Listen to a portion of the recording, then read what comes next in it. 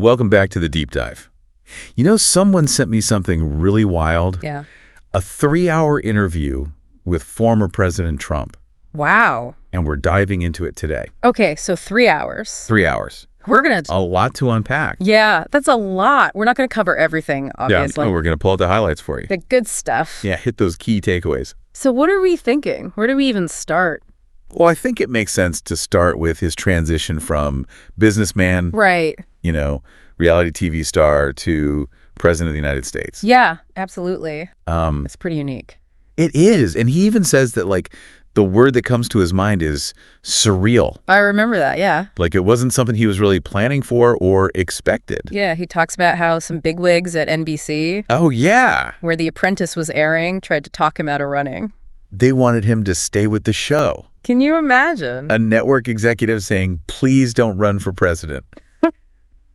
That's crazy. Like, they literally thought the show would be more successful than his presidency. Wild. But anyway, so he wins. He wins. And it becomes a total outsider in Washington. Yeah. He talks about visiting the Lincoln bedroom for the first time. And, like, Oh, yeah. he was really moved by it. He noticed how long the bed was. Really? Yeah, like Lincoln was 6'4". I did not know that. So the bed was super long. And Trump even connected that to, like, Lincoln's struggles with what they called melancholia back then. Interesting. Which he kind of attributed to the loss of Lincoln's son, Tad. So it's like this really human moment that you don't always see from him. No, you don't. And then he goes on to talk about the challenge of filling all those government positions. Oh, yeah. There's a lot of them. He says something like 10,000 appointments he had to make. That's a lot. Right. As a total outsider, he had no idea who to pick for a lot of these jobs. He had to rely on people. He did. Yeah. He relied on people. And he says a lot of them. A lot of them what? Turned out to be kind of stiffs is the word he uses. Stiffs. Yeah, stiffs. Like, they were more interested in keeping things the way they were than actually making any changes. Interesting. He tells this story about a congressman Huh? who'd been in office for like 40 years. Wow. Someone he had to work with to get a license for something.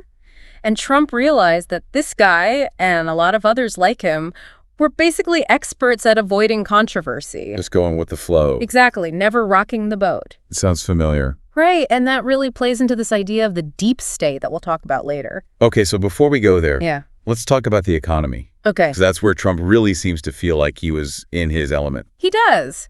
He takes a lot of credit for what he calls the greatest economy in history. Bold statement. Right. And he credits his tax cuts and deregulation policies for that success. And he even says that lower tax rates led to higher tax revenue overall. Yeah, he's a big believer in that trickle-down theory. Right, and that's definitely a point that's been debated Oh, for sure. by economists for a long time. Yeah, but Trump's adamant that it worked. He compares the economy before COVID to like a race car, Race car. ready to rock and roll. I can see him saying that. Right. Then he says the pandemic obviously threw a wrench in everything. Yeah. But he's quick to point out that the stock market did recover by the time he left office. It's interesting how he takes credit for the good stuff Yeah. and blames external factors for the bad stuff. Right. It's a pattern we see a lot. It is. And it continues when we look at his trade policies, especially with China. Yes, the trade wars. Exactly. This is where we see Trump flexing his muscles. He loves Paris. He does. He sees them as a way to protect American jobs and businesses. And he tells this story about how he used the threat of tariffs to convince a Chinese auto company Oh, yeah, I remember this. to scrap plans for a plant in Mexico. Right. They were going to build this huge factory in Mexico. He basically said, build it in the U.S. or face massive tariffs. Yep. Classic Trump tactic. It is. He's all about using economic leverage to get what he wants. Exactly. And it's a very different approach to trade than we've seen from other presidents. For sure. He sees free trade agreements as unfair to American workers. Yeah. And he thinks previous presidents were too weak to stand up to countries like China. He even goes back in history He does. and compares himself to President William McKinley. The tariff king. That's right. He quotes McKinley talking about how tariffs are the price other countries pay. For hurting American jobs. Exactly. And then he ties this back to his tax cuts, Okay. suggesting that tariffs could eventually replace income tax altogether. Wow. That's a bold vision. It is. He basically thinks America could become incredibly wealthy just from tariffs. Like it supposedly was in the late 1800s. Right. He really believes in this idea. Makes you wonder, though. What's that? How much of it is genuine belief versus, like, calculated rhetoric aimed at a specific audience? That's a good question. Something to think about as we keep going. Definitely. So before we move on to the next part, I'm curious, what stood out to you so far about Trump's reflections on his presidency? That's a good question, I think. Well, one thing that always gets people talking is his stance on environmental issues. Yeah, that's a big one. He's all about economic growth, right, and he doesn't really buy into a lot of the environmental regulations. And he sees them as obstacles. Yeah, exactly. Like they're holding back progress. And he always brings up China. Oh, yeah. His go-to argument. They're the biggest polluter, so why should we bother? Basically. And he tells this story about driving through California with some congressmen. Okay. And they see all this farmland that's just bone dry. Drought. That's what they thought. But it turns out California has plenty of water. What? Yeah, but they were diverting it to protect some tiny endangered fish. Oh, wow. And he uses that to illustrate his point about how these regulations can go too far. Hurting people's livelihoods in the process. Exactly. And then there's this whole thing about wind energy. Oh, yeah. He hates windmills. Hates them. Calls them eyesore, says they kill birds. And they're unreliable. Right. He thinks they're a waste of time and money. He's much more into nuclear power. Yeah, he sees it as a cleaner, more efficient option. But he does acknowledge the risks. Of course. He mentions Chernobyl and stuff. But he thinks technology can mitigate those risks. Exactly. And he even talks about the possibility of developing safe nuclear waste disposal. Interesting. He even brings up his uncle, Dr. John Trump. The physicist? Yeah, big shot physicist who apparently predicted that nuclear power would be the future. Wow. But his uncle also warned about the dangers of nuclear weapons. Which is a concern that Trump shares. Definitely. And speaking of threats, that brings us to the deep state. Ah, yes, the deep state. This is where things get really interesting. He's convinced that there's this network of people within the government. The FBI intelligence agencies. Right, who are working against him, trying to undermine his presidency. He brings up the Russia investigation. Whole collusion thing. Which he insists was a total hoax. Yeah, he says it was a witch hunt. And he felt like he was constantly under attack. Like he was fighting for survival from day one. And then there's the Hunter Biden laptop. Right. He claims those intelligence officials lied about it. To influence the election. Exactly. He sees it all as part of this grand conspiracy to take him down. And of course, this all feeds into his claim that the 2020 election was stolen. Rigged, robbed, the whole 9 yards. He points to specific states like Wisconsin. Where he alleges voter fraud. And he insists that he actually won. By a small margin, but still. Yeah, he says he lost by like 22,000 votes. Which he sees as insignificant compared to the total number of votes. He even suggests that the polls were rigged. To discourage his supporters. Now, there have been some documented voting irregularities. Sure. But no evidence of widespread fraud that would have actually changed the outcome. Right. But that doesn't change his mind. No, it doesn't. He's convinced he was cheated. And a lot of his supporters believe it too. Yeah, it's a powerful narrative. And it fuels his distrust of the media. Oh yeah, he sees them as the enemy. The propaganda arm of the Democrats. Pushing fake news. Constantly. He feels like they never gave him a fair shake. Which is why he turned to alternative platforms. Like Truth Social and even TikTok. He claims he has a huge following on TikTok. Especially among young people. Interesting. So let's shift gears a bit. Okay. And talk about some of his more controversial policies. Right. The ones that really appeal to a specific segment of the electorate. Got it. Like his stance on immigration. Yeah, he's very much against open borders. He claims millions of undocumented immigrants are coming in illegally. Straining resources. Right, and posing a threat to national security. And he thinks they're coming here for the benefits. Food stamps, healthcare. Which he says are better than what a lot of American citizens get. Yeah, he paints a pretty stark picture. He does. And then there's his stance on transgender rights. Specifically transgender athletes. Right. He opposes transgender women competing in women's sports. He says it's unfair. Because men are naturally stronger. Exactly. And he tells this story about taking a picture with a female supporter and a famous male athlete. Oh, yeah. And he points out the difference in their leg size. To make his point about physical differences. It's a very visual argument. It is. And it aligns with a broader push against transgender rights in conservative circles. But here's where things get interesting. Okay. He's partnered with Robert F. Kennedy Jr. The environmental activist. Yeah, and vaccine skeptic. Wow, that's an interesting pairing. It is. They have very different views on the environment. But they do share concerns about the pharmaceutical industry. And government overreach. Right. And they both think public health is declining. Trump seems to admire Kennedy's willingness to challenge the system. To expose corruption. And he acknowledges that there are some questionable things in our food supply. Chemicals, ingredients that are banned in other countries. Yeah, and he even brings up pharmaceutical ads on TV. With all those side effects. Right, it makes you think twice about taking anything. It does. But he does have some reservations about Kennedy's views. Especially on vaccines. Right. Trump still believes in the importance of vaccines, like polio. But he's open to hearing Kennedy's arguments about the potential dangers of some vaccines. It's a complex issue, for sure. It is. So this partnership with Kennedy is really fascinating. It is. It shows that Trump is willing to work with people who challenge the mainstream narrative. Even if they come from unexpected places. Exactly. And it makes you wonder about his political strategy. Is he trying to broaden his appeal? Or is it just a way to leverage Kennedy's name recognition? Tough to say for sure. But it does show that he's not afraid of controversy. That's for sure.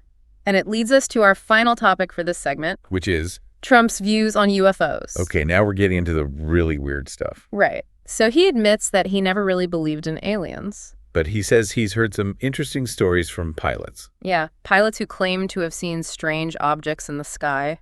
Like what? He talks about these round balls moving at incredible speeds. Faster than any known aircraft. Yeah, and they don't emit any heat signatures. That's strange. Right, and they move in ways that defy physics. So what does he think they are? He suggests they could be advanced drones, maybe from China. But he also seems genuinely intrigued by the whole thing. Like he's not ruling out the possibility of aliens. Not entirely. He says he's learned some things that he can't talk about. Classified information? Maybe. And then he ties it back to his theme of American strength. Of course. Saying that if there are alien threats out there, only a strong president like him could handle them. So basically he's saying he's the only one who can save us from the aliens. Pretty much. It's classic Trump. It is. So what do you make of all this? I don't know. It's hard to tell if he's serious or just playing to the UFO crowd. Or maybe he really did see something during his presidency that changed his mind. Who knows? It's definitely food for thought. It is. It makes you wonder what else is going on behind the scenes. So we've talked about a lot. We have his journey to the White House. Yeah. His views on everything. Economy, UFOs. The whole shebang. But the big question is, what does this all mean? For the future. Right, because he keeps hinting at another run for president. He does. Yeah. And that has people talking. Definitely.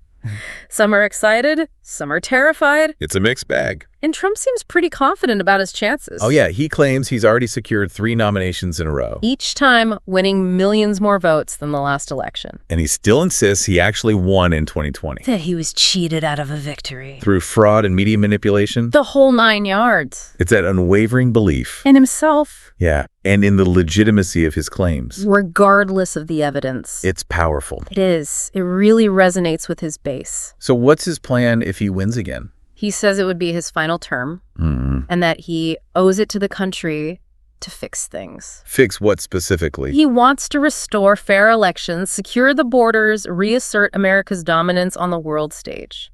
That's a tall order. It is. It's a grand vision. That appeals to a certain segment of the population. Definitely. The ones who feel like America has lost its way. But how realistic is all of this? That's the million-dollar question. And what about the potential consequences? Right, because his presidency was pretty divisive. To say the least. There was a lot of polarization, both here and abroad. And his critics argue that his policies were reckless. That they damaged America's reputation. But he doesn't apologize. Not one bit. He says he was just doing what he thought was best for America. Making America great again. Exactly. And he points to things like the tax cuts, the strong economy before COVID. As evidence of his success. He's also very proud of his foreign policy record. He claims he was tough on China and Russia. Negotiated better trade deals. Defeated ISIS. He even suggests that the war in Ukraine wouldn't have happened if he was still in charge. Wow, that's a big claim. It is. And he attributes all these accomplishments to his deal-making skills. And his willingness to use tariffs. As leverage. Right. He contrasts that with what he sees as weakness in the current administration. He says they're being taken advantage of by other countries. It's that confrontational style. That America First mentality. That both attracts and repels people. Exactly. It's a core part of his brand. And it'll definitely be a factor in the next election. He's especially critical of Biden's handling of the economy. Blames him for inflation and everything else. Supply chain issues, the whole shebang. And he's worried about the national debt. Says it's out of control. blames it on reckless spending by the Democrats. Their socialist agenda. And he contrasts that with his own focus on fiscal responsibility. Right. He claims he would pay down the debt if it wasn't for the pandemic. This economic message is likely to resonate with some voters. The ones who are feeling the pinch. Worried about the future. Right. But it's important to remember that the economy is complex. There are a lot of factors at play. It's not fair to blame everything on one person or one party. Definitely. And beyond economics, Trump is concerned about American culture. He sees a decline in values. Too much wokeness, political correctness. A loss of traditional morals. He points to things like critical race theory, transgender rights, the removal of Confederate statues. He sees it as an attack on American identity. And this resonates with people who feel like things are changing too fast. They want to go back to a simpler time. This cultural anxiety is a powerful force in politics. It is, and Trump knows how to tap into it. But beyond the politics and the rhetoric, there's a human element to Trump. He's a charismatic guy. A natural storyteller. He knows how to connect with people on an emotional level. He shares personal stories, talks about his love for his family and his country. It's a mix of strength and vulnerability. Confidence and self-deprecation. It makes him a very compelling figure. He's a walking paradox. You either love him or hate him. Or maybe a little bit of both. He's definitely left his mark on American history. No doubt about that. So as we wrap up this deep dive, I'm left wondering... About what? What is it about Trump that continues to resonate with so many people? Despite all the controversy and chaos. It's a question worth thinking about. As we navigate the future of American politics. It is. Well, thanks for joining us on this deep dive into the mind of Donald Trump. Always a wild ride. It is. Yeah. We'll be back soon with another fascinating topic. Until then, keep those brains buzzing. And we'll see you next time.